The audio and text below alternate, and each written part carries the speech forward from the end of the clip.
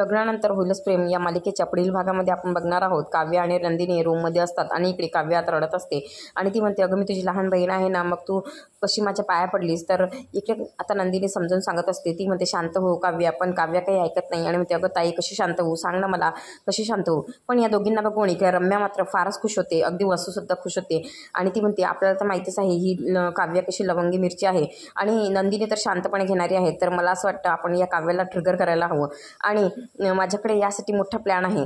तर आता स्वतःच त्या गोष्टीवरती खुश होते आणि सगळे त्या दोघीही आता खुश होतात. इकडे मात्र मानिनी आणि विक्रम बोलत असतात आणि विक्रम म्हणतात की मला असं वाटतं की आपल्याला आपल्या मुलांना ह्या लग्नापासून जर त्रास होत असेल तर आपण आता ह्या दोघांना लग्नापासून वेगळं करायला हवं असं ही मानिनीला सांगत असतात आणि मानिनीला हे ऐकून तर धक्काच बसतो. तर दुसरीकडे आता जीवा आणि पार्थ, नंदिनी आणि काव्या हे सगळेच आता एकमेकांसाठी रडत असतात. तर असेच नवनवीन व्हिडिओ बघण्यासाठी बघत राहा, लाईक करा, शेअर करा आणि सबस्क्राईब करा.